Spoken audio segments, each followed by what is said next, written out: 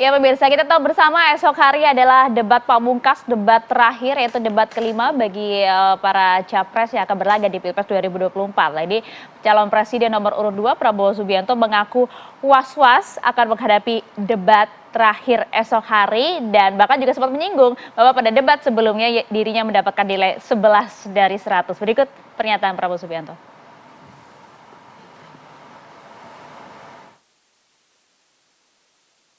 Pernyataan tersebut disampaikan Prabowo dalam acara kampanye terbuka Partai Demokrat di Stadion Gajayana Malang, Jawa Timur pada Kamis 1 Februari lalu. Prabowo awalnya menyinggung mengenai kebiasaannya berjoget saat acara kampanye pemirsa.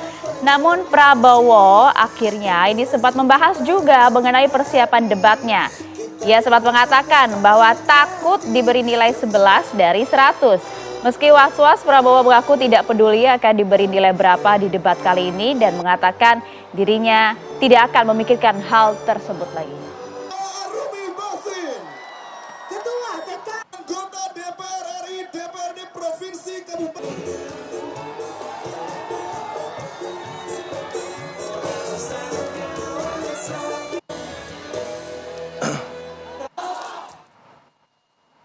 Ya, besok 3 capres ini akan bertarung gagasan argumentasi dalam debat terakhir yang diselenggarakan KPU. Lalu apa saja persiapannya dan kemudian apa saja kira-kira kejutan yang akan disampaikan oleh para capres? Kami hadirkan informasinya terlebih dahulu. Berikut ini.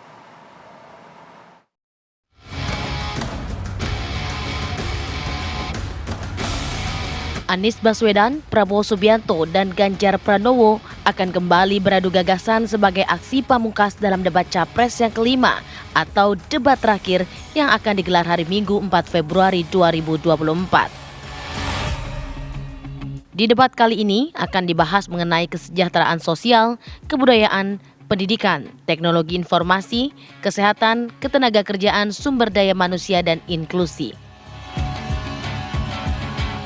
Debat kelima capres akan menjadi kesempatan terakhir bagi ketiga kandidat calon presiden untuk beradu gagasan. Dan menjadi kesempatan terakhir bagi para kandidat untuk mendulang suara dari kelompok yang belum menentukan pilihan. Akankah debat terakhir ini tensinya akan tetap memanas seperti debat capres sebelumnya? Adakah hal yang mengejutkan dari 3 calon presiden? Lalu bagaimana strategi tim ses setiap paslon menghadapi debat terakhir ini? Tim TV One mengabarkan.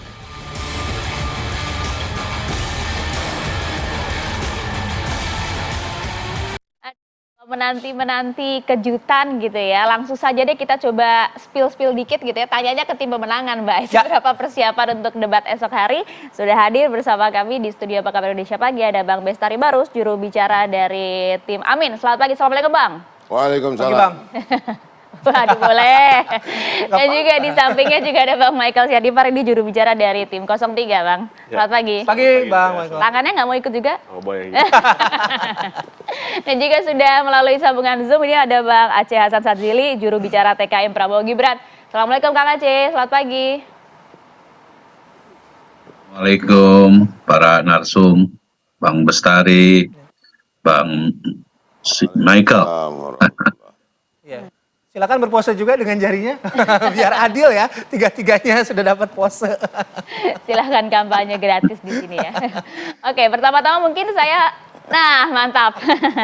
Oke, saya langsung mau ke Bang Bestari dulu deh Bang. Oke, besok tema debatnya nampaknya sangat dekat dengan masyarakat kita. Jadi debat pamungkas, debat terakhir pasti ketiga tim mempersiapkan dengan sangat matang akan gaspol. Tapi tim Amin, apa yang dipersiapkan dengan berbeda kali ini? Ya, saya kira dari materi debat itu saya cuma bisa tersenyum dan gembira. Gitu. Waduh. Karena itu merupakan pekerjaan sehari-hari Pak Anies semasa beliau menjadi gubernur DKI. Ya, perhatian beliau kaitannya dengan pendidikan, kemudian juga IT, ketenagakerjaan, bahkan di bidang ketenagakerjaan dulu tuh sempat ya menaikkan namanya upah minimum yang kemudian oleh pemerintah pusat malah diturunkan kembali. Artinya tentu itu banyak membekas ya di masyarakat. Kaitannya juga dengan bagaimana membangun Jakarta sebagai kota kolaborasi cukup menampakkan hasil. Jadi saya kira saya menyarankan justru kepada Pak Anies ya tidur siang yang cukup.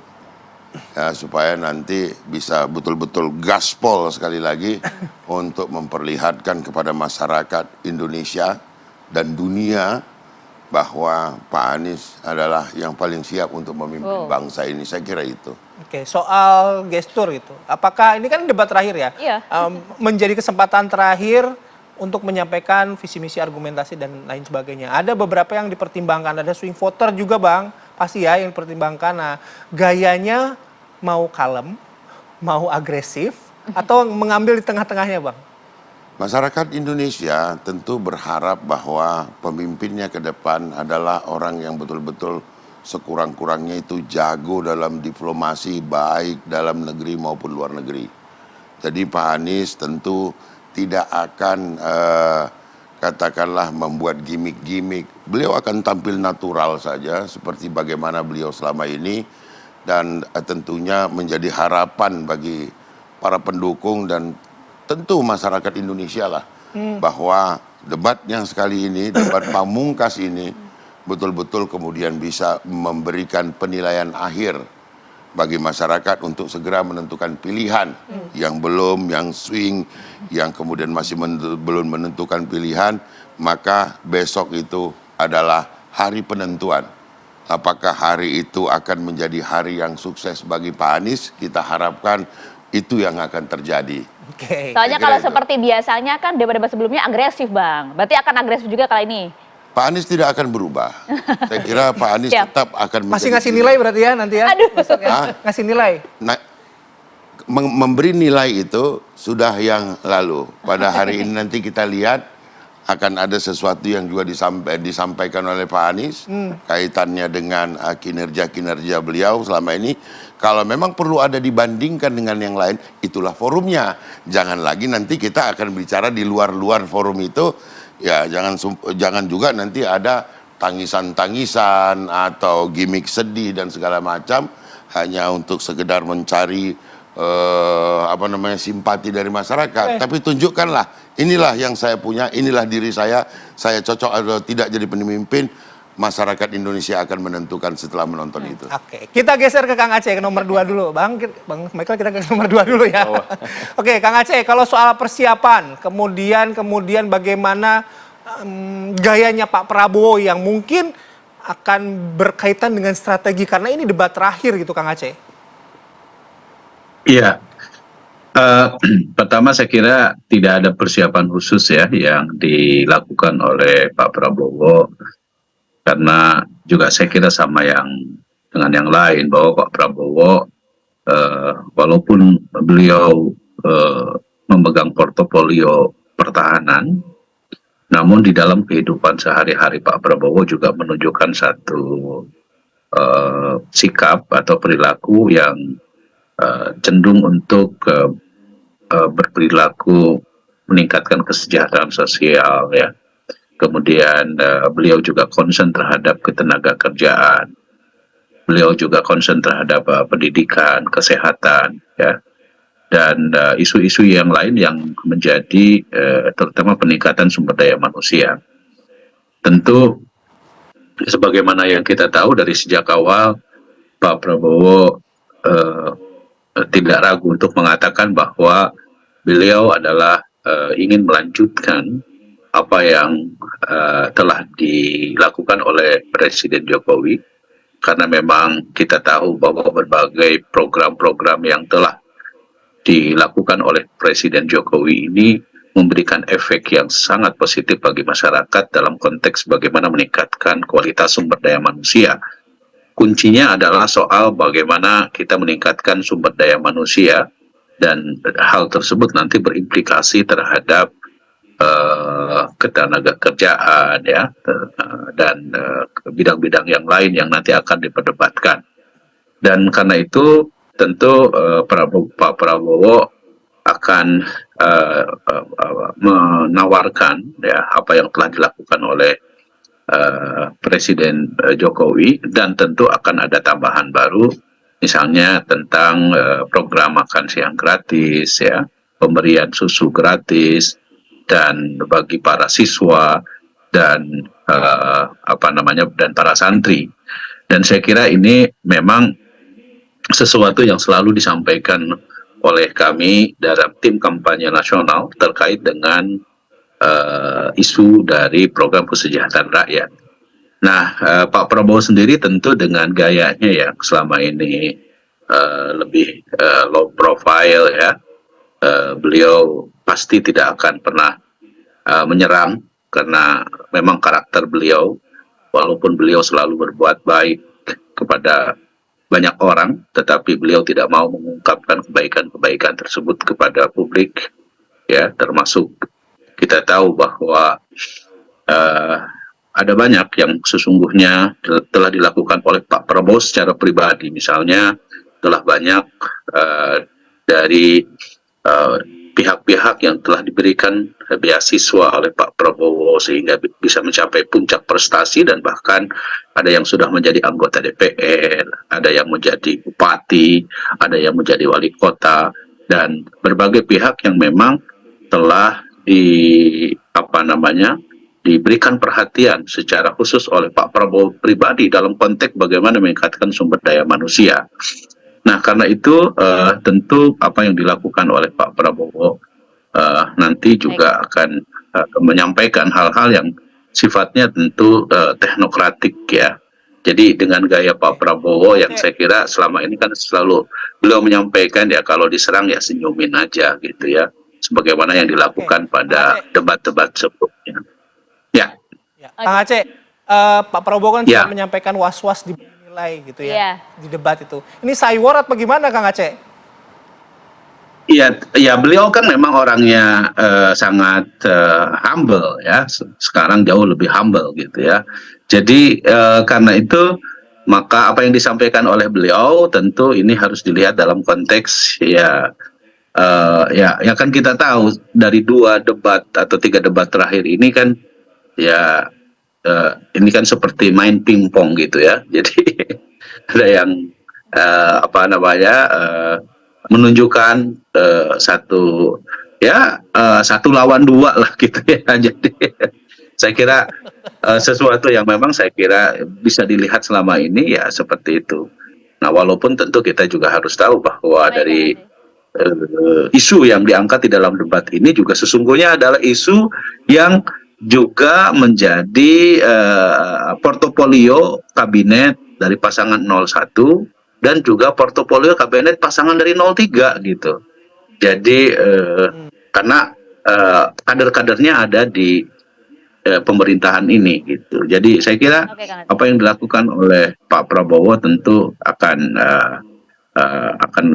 siap lah untuk menghadapi debat kali ini gitu.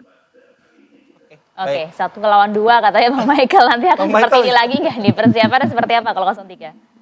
Iya, kalau kami melihat Pak Ganjar ini kan terus keliling, ya, ketemu dengan masyarakat, bahkan menginap di rumah warga. Itu persiapan yang paling penting bagi kami. Dan ada cerita bahwa Pak Ganjar kalau turun itu kan pakai yang kemeja putih, Betul. dan seringkali kasih kesempatan warga tulis coret-coret di pundaknya. Apa yang mau dititipkan di pundak dari seorang Ganjar Pranowo. Dan paling banyak statement kalimat yang ditulis oleh warga itu adalah jangan lupakan rakyat, jangan lupakan kami. Kalau udah kepilih ingat kami ya, kira-kira begitu bahasanya. Nah, kalau kita melihat debat terakhir ini adalah kesempatan dari Capres, dari Pak Ganjar juga, untuk memberikan tanggapan terhadap harapan-harapan yang ditaruh di pundak beliau selama ini. Ini adalah momen yang saya lihat paling terakhir. Walaupun kampanye mungkin sampai tanggal 10 ya, tapi yang ditonton begitu banyak orang, ini saatnya. Bahkan nanti kan pidato penutup itu diperpanjang jadi 4 menit. Ya, betul-betul. Jadi yang saya lihat yang mungkin akan dilakukan semua capres ya, bukan hanya bicara topik-topik yang kebetulan diangkat di debat terakhir. Tapi ada pesan utama apa? Setelah kampanye sudah berjalan berbulan-bulan, sekarang ini closingnya bagaimana? Pesan penutupnya bagaimana? Dan Pak Ganjar akan menekankan bahwa beliau adalah sosok yang datang dari rakyat. Yang merakyat, datang dari bawah, latar belakang sederhana, seorang anak polisi yang dengan kerja keras bisa lulus kuliah, walaupun tertunda-tunda karena masalah biaya, tapi akhirnya ada sampai di sini. Nah, saya lihat ini relevan dengan topik debat kelima juga, karena topik debat kelima ini adalah soal rakyat, yang paling kena ke rakyat langsung, kebutuhan rakyat langsung. Ada pendidikan, tenaga kerja, ada kesehatan, dan seterusnya. Jadi ini adalah saat di mana Pak Ganjar akan menunjukkan bahwa beliau adalah sosok yang bisa nyambung dengan masyarakat langsung. Dan dari semua capres yang ada, yang paling bisa berhubungan dengan masyarakat secara langsung, bahkan belusukan, masuk ke pasar, tinggal di rumah warga, adalah seorang Ganjar Pranowo. Saya dulu waktu Pilgub 2 kali, dan Pilgub di Jakarta ya, dan Pilpres 2 kali, 4 kali saya pilih Pak Jokowi. Waktu beliau maju di Pilgub Jakarta, putaran pertama kedua, kemudian Pilpres juga, dan kali ini saya pilih Ganjar. Dan banyak orang seperti itu, termasuk Pak Ahok juga akhirnya mengundurkan diri dari Pertamina untuk menyampaikan sikap seperti itu. Kenapa? Karena kami adalah orang-orang yang melihat bahwa sisi dari merakyatnya seorang Pak Jokowi itu melekat di Ganjar. Dan ini yang kita mau tonjolkan, inilah saatnya, dan saya berharap banyak suara-suara dari hati nurani masyarakat melihat itu. Termasuk dari para guru besar. Tadi sebelum segmen ini kan ada banyak komentar dari guru besar, kita lihat bahwa sekarang banyak sekali kekhawatiran terhadap kondisi demokrasi. Bahkan ada krisis kenegarawanan, ini istilah yang digunakan oleh salah satu guru besar. Dan kita melihat bahwa, dan ini pesan kami terhadap masyarakat Indonesia, khususnya yang ada di Jawa Tengah dan di Jogja yang bansosnya sekarang lagi dibanjir gitu ya, bahwa ikutilah kata hati, lihatlah pemimpin mana yang paling bisa mendengarkan rakyat, jangan takut intimidasi, kita lawan kecurangan, kita jaga TPS, datanglah ke TPS untuk menggunakan suara hati kalian. Ya, ini menjadi benar-benar pertarungan last fight begitu ya. Tapi nanti kita lanjutkan juga pembahasan, termasuk yang saya penasaran sih gitu, karena yang selalu berganti kostum kan pasangan nomor 3 ya. Nah, kira-kira kostum apa besok yang disesuaikan? Kami akan kembali sesaat lagi ya. Oke, kita lanjut kembali berdiskusi dengan para narasumber. Oke, saya langsung ke Bang Michael gitu. Substansi semua pasti sudah menguasai ya, betul ya. Gitu. Tapi bagaimanapun debat kita semua juga paham, it's the show gitu. Ini show yang harus ada sampaikan pada masyarakat. Satu yang ingin saya tanyakan soal kostum. Kemudian show-nya atau mungkin penekanannya pada bagian apa, pada aspek apa yang akan disasar Pak Ganjar, terutama ya ketika kita melihat masih ada beberapa swing voter. Gitu. Akan pakai jaket-jaket apa lagi hari ini? Ya, ini kan kostumnya selalu unik ya. Kalau yang kita dengar sih besok akan ada tema kampusnya. Karena salah satu topiknya kan pendidikan. Pakai toga gitu nggak? Nggak tahu ya. Itu saya kurang tahu itu. Apakah ya bentuknya mungkin seperti jaket alma mater atau apa, ini saya juga belum tahu. Belum lihat gitu kan, nanti kejutan gitu. Nah, tapi kenapa kita angkat itu? Karena kita melihat memang topik debat terakhir ini ada pendidikan, itu salah satu elemen yang penting, semua tentu penting. Nah, pendidikan ini seringkali bicara soal peradaban. Jadi kita ini sedang membangun peradaban. Dan peran dari mahasiswa, peran dari sivitas akademik itu juga sangat penting. Jadi saya rasa ada kebetulan nih, 1 minggu terakhir ada banyak pernyataan-pernyataan dari guru besar yang menyampaikan kekhawatiran dengan kondisi demokrasi. Dan pendidikan ternyata adalah salah satu topik yang terakhir. Pendidikan seperti apa yang kita mewariskan ke generasi berikutnya, kalau cara kita berpolitik sekarang ini nabrak-nabrak aturan, nabrak-nabrak konstitusi, kemudian ada banyak dugaan kecurangan dan pengerahan-pengerahan, politisasi bansos. Peradaban seperti apa yang kita mau wariskan, demokrasi seperti apa yang mau kita wariskan. Jadi saya rasa kehadiran Pak Ganjar besok juga akan address masalah-masalah ini. Bahkan hari ini juga kita ada acara besar di GBK nanti siang. Dan kita mau mengangkat lagi pemahaman bahwa kita ini bukan sekedar memilih pemimpin-pemimpin untuk 5 tahun ke depan. Tapi kita lagi membangun peradaban Indonesia. Peradaban yang kita akan banggakan, akan kita wariskan. Dan ini peradaban seperti apa kalau politiknya main nabrak. Kita harus jaga etika kita. Artinya usai kemarin Prof. Mahfud resmi menyatakan mundur, akan lebih gaspol lagi mengkritik pemerintah saat ini gitu? Kalau kita sih bukan melihat mengkritik pemerintah ya, kita melihat banyak kesuksesan dan keberhasilan pemerintah juga adalah kerja keras dari Prof. Mahfud dan banyak dari menteri-menteri yang ada di sana begitu. Bahkan Bu Sri Mulyani juga menegaskan bahwa bansos itu harus clear datangnya dari mana. Itu dari pemerintah dan juga DPR. Jadi bukan individu atau apalagi dikaitkan dengan salah satu paslon tertentu. Ya, beberapa isu itu yang akan diangkat ya. Jadi keleluasan untuk bicara apa adanya. Bukan kita bicara apakah sekedar mendukung atau mengkritisi, tapi dengan Prof. Mahfud sudah menanggalkan posisi menterinya, itu menunjukkan ada komitmen terhadap netralitas, komitmen terhadap integritas. Inilah etika berpolitik. Kenapa perlu waktu? Ya karena waktu akhirnya dicalonkan Prof. Mahfud memang masih mau menyelesaikan beberapa tugas dulu. Dan sekarang dirasa sudah cukup, saatnya beliau mengundurkan diri untuk bisa menunjukkan bahwa institusi negara itu harus netral. Dan beliau sebagai seorang menteri, Menko Polhukam bahkan, rela menanggalkan jabatan itu untuk menunjukkan inilah pendidikan politik yang sebenarnya, bahwa kita menjaga netralitas dari pemerintah. Oke, soal birokrasi begitu ya. Oke, dan pendidikan. Oke, saya ke Kang Aceh. Kang Aceh boleh menanggapi apa yang disampaikan oleh Bang Michael juga, dan juga apakah ketika nanti di debat gitu ya dengan mundurnya Prof Mahfud ini akan menjadi apa? Treatment khusus, pembahasan khusus, keunggulan khusus atau bagaimana, Kang Aceh? Yang harus diketahui bahwa visi besar dari Prabowo Gibran itu adalah menuju Indonesia Emas 2045. Ya, visi ini tentu akan menjadi pondasi bagi bagaimana kita bisa keluar dari middle income trap, ya, dari jebakan kelas menengah, dan itu kuncinya adalah pendidikan dan juga bagaimana masyarakat memiliki akses terhadap pendidikan, kesehatan. Untuk apa? Untuk keluar dari kemiskinan. Ya. Nah, karena itu, maka berbagai program-program yang ditawarkan oleh pasangan Prabowo Gibran, tentu yang nanti akan dibahas soal bagaimana peningkatan kualitas SDM dalam konteks bagaimana kita bisa memanfaatkan bonus demografi yang sangat menentukan bagi arah bangsa kita. Kan nanti 2025 sampai 2035 itu adalah masa yang sangat menentukan, critical mass, ya, yang sangat menentukan bagi arah dari negara kita. Nah, karena itu Prabowo Gibran dari sejak awal kan selalu mengedepankan konsep bagaimana kita memberikan makan gratis, ya, susu gratis bagi para siswa, bagi para santri di pondok pesantren. Itu dalam rangka bagaimana kita memastikan agar bonus demografi ini bisa kita manfaatkan sedemikian rupa. Kita ingin mencetak para entrepreneur yang memiliki keterampilan dengan pendidikan yang sesuai dengan industri yang dibutuhkan oleh masyarakat.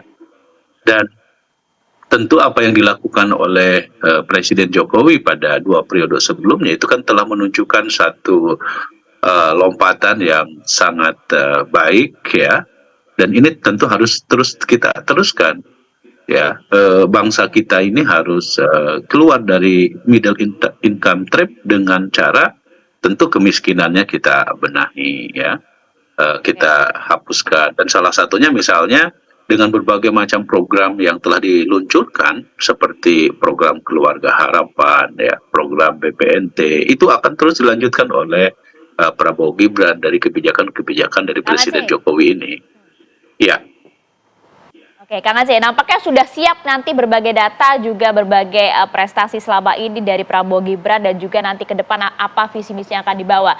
Tapi tadi disampaikan kalau kata Bang Bestari adalah ini temanya adalah Anies banget gitu. Kalau kata Bang Michael ini temanya rakyat banget, itu identiknya dengan Ganjar. Respon Anda seperti apa? Ya, semua orang bisa mengklaim seperti itu, walaupun kita tahu bahwa ada satu, ya, provinsi di Indonesia yang mengklaim sejahtera, tetapi tingkat kemiskinannya masih di bawah rata-rata nasional. Ya, saya tidak mau menyebutkan provinsi itu. Nah, baru mau ditanya di mana? Provinsi mana itu nggak mau menyebutkan. saya tidak mau menyebutkan, masyarakat bisa menilai gitu, provinsi mana yang dimaksud.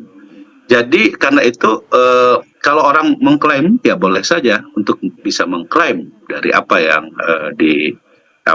disampaikan, ya. Karena bagi kami tentu kami tidak ingin jumawa, tetapi lagi-lagi ini adalah kontestasi bagaimana kita bisa keluar dari berbagai persoalan yang dihadapi oleh bangsa kita, terutama bagaimana meningkatkan kualitas SDM tersebut. Karena kan kita tahu bahwa kunci dari kemajuan bangsa itu adalah kualitas sumber daya manusia, ya. Dan kualitas sumber daya manusia itu ditentukan oleh sejauh mana kita memiliki skill, pendidikan, kualitas, dan lain-lain. Bagi kami, ya, berbagai yang sekarang lagi disampaikan oleh publik terkait dengan misalnya soal netralitas dan kualitas demokrasi kita.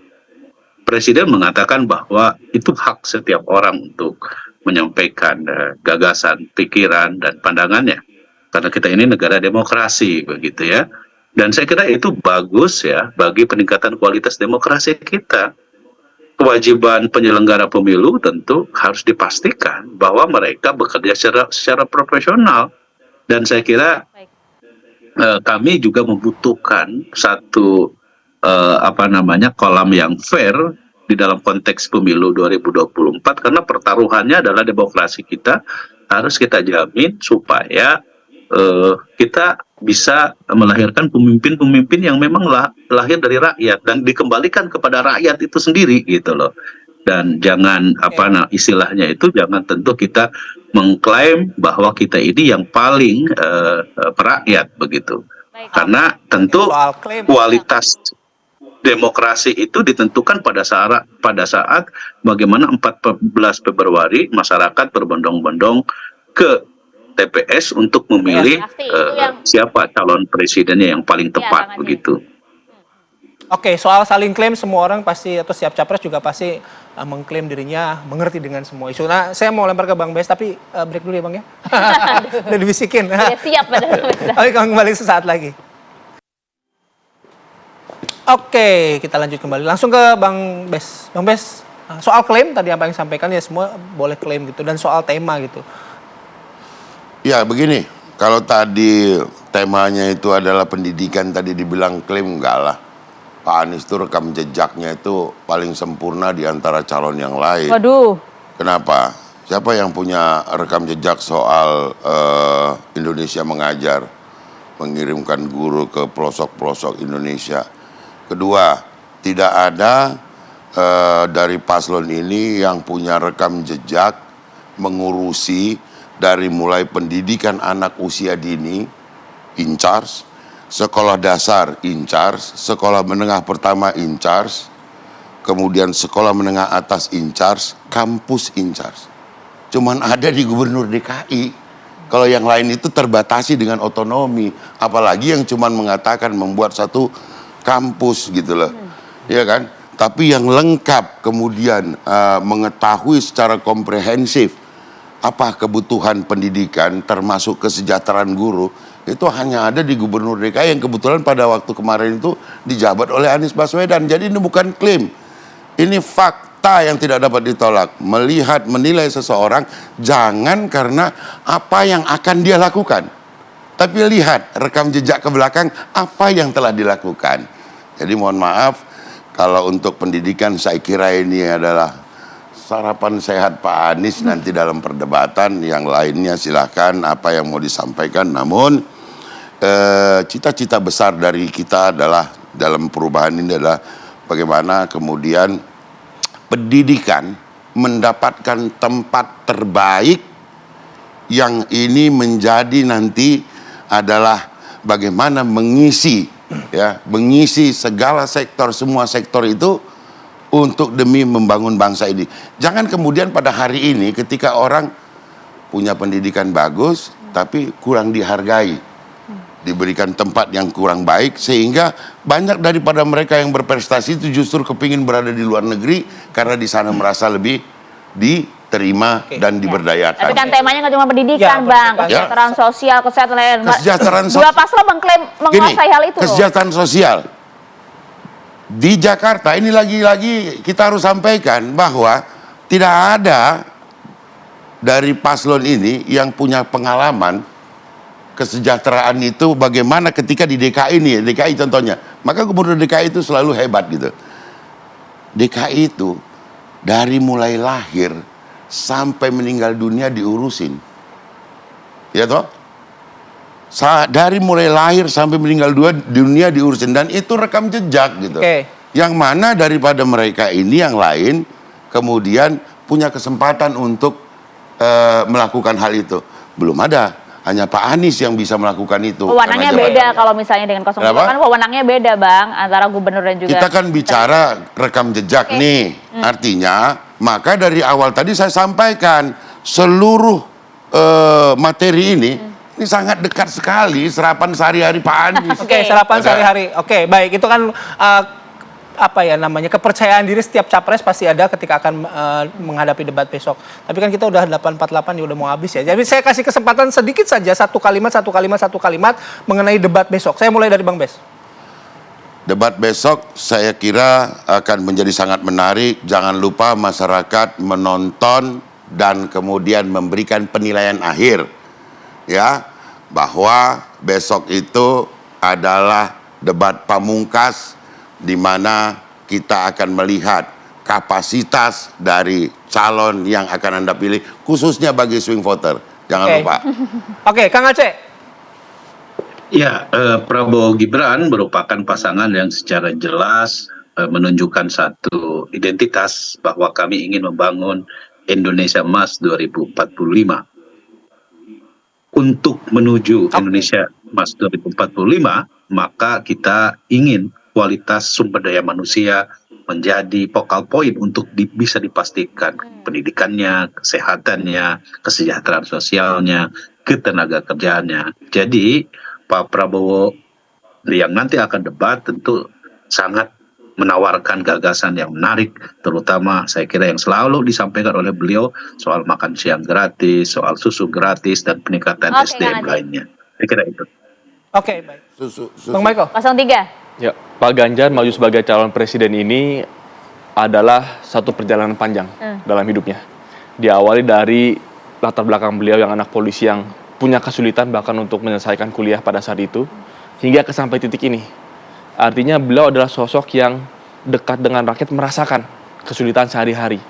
Dan besok kita akan tunjukkan di dalam debat dan dari kalimat penutup dari Pak Ganjar bahwa kita butuh pemimpin yang memahami rakyat, yang dekat dengan rakyat. Dan itu yang kita harap bisa dilihat oleh masyarakat, sehingga pada saat menentukan pilihan, pilihlah yang kalian lihat paling mendekati dan bisa merasakan kesulitan dan harapan yang kalian bawa sehari-hari. Ya, masyarakat yang bisa menilai. Susu. Ya udah Bang, ya Bang. Berarti itu terkait dengan impor sapi. Ya udah nanti Bang, kita bahas debat nanti, debat aja Bang ya. Debat nanti ya, oke. Waktu Tapi kita gini, terbatas, besok mohon adalah maaf. pertarungan akhir, semua capres akan all out, pasti itu. Dan kita harapkan all outnya ini bisa memberikan perspektif, referensi bagi para pemilih untuk datang ke TPS 14 Februari Iya, 2024 baik. nanti. Terima kasih semuanya. Kang Aceh, terima kasih banyak. Mbak Bestari, Bang Michael, terima kasih banyak ya atas waktunya pagi hari ini. Jangan impor sapi Oke, lagi, bro. nanti